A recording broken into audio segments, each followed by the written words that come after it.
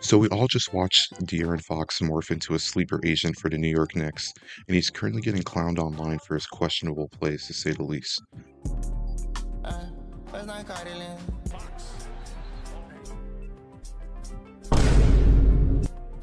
And this begs the question, is the 2023 Kia Clutch Player of the Year an idiot, or is he being blackmailed by his former coach Mike Brown for selling games?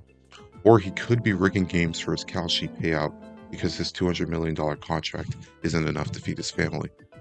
Now, the first place you would check to see if De'Aaron Fox is lacking a frontal lobe is by reviewing his interviews.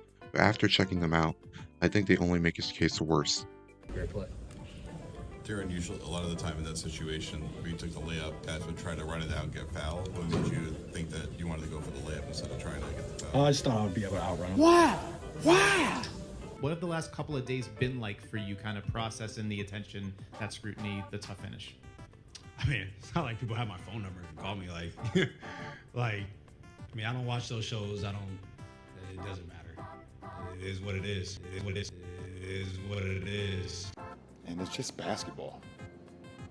So I decided to take a different route. I will be looking at each of De'Aaron Fox's greatest NBA Finals plays as a New York Knickerbocker in the context of game theory to determine his intelligence. For those who don't know what game theory is the study of strategic thinking and decision making. With that being said, let's take a look at his most infamous play in the NBA Finals, his Game 4 blocked layup. Now, most people would tell you that Fox had two options in this situation, but I believe he actually had three. This is assuming that he's being somewhat rational in his decision making, which is the general guidelines of game theory. So I'm not going to be including him going for a step back three or attempting to call a timeout when they don't have any left, granting him a technical foul, and assuring the Knicks to win the game, though I wouldn't put it past him. Jokes aside, I believe the three options Fox had during the situation were to hold the ball or dribble it out, go for immediate layups or dunk, or make a play on the floor like a pump fake or Euro step before trying to lay the ball up. If he had done the first option, 8 out of 10 times he would have been fouled and sent to the line. The other 2 out of 10 times, he would pass the ball away to his teammates on the Knicks.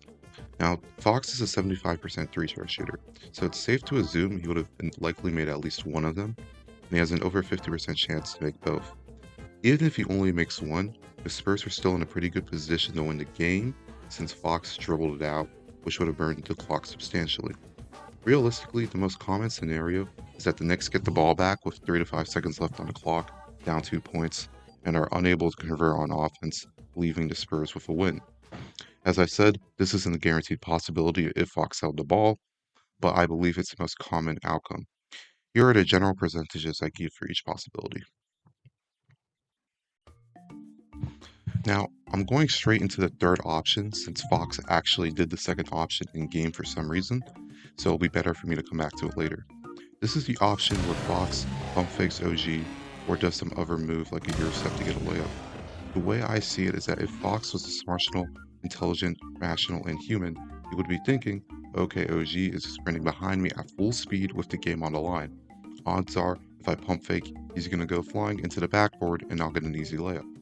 I don't know about you guys, but I would have been thinking this is a great idea, but Fox is getting paid $200 million.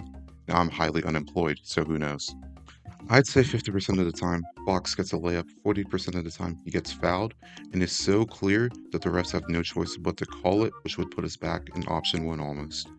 And 10% of the time is where he somehow gets blocked because this is Fox we were talking about. So, assuming he does some sort of play on the ball instead of mindlessly trying to lay it up, I'd say he has a pretty good shot of putting the game away. So that just leaves it up to his original decision, which is trying to mindlessly lay the ball up. If you notice with the last option, I made a point to emphasize that even if Fox gets fouled, the foul needs to be so obvious that the refs have no choice but to call it. Unfortunately for Fox, that didn't happen, and honestly, I believe he gets blocked 75% of the time, because up until Game 4 in the series, OG Anunoby had gone at least 1 block per game, and before that point in Game 4, he had not gone a block yet. Yes, this is definitely how statistics work. 50% of the time is an obvious foul leading to the scenario 1, and 10% of the time he actually makes the shot. Based on my very accurate data, I have concluded that yes, Fox is the dumbest player in NBA history, and he needs to be under investigation by the NBA and FBI for rigging games. I know I said I would be reviewing more of plays, but honestly, I feel like it only took one to realize how foolish the Fox actually is. That being said, if you would like me to tackle more plays in this format, or to look at anything in general under the game theory lens, please let me know in the comments below. Goodbye.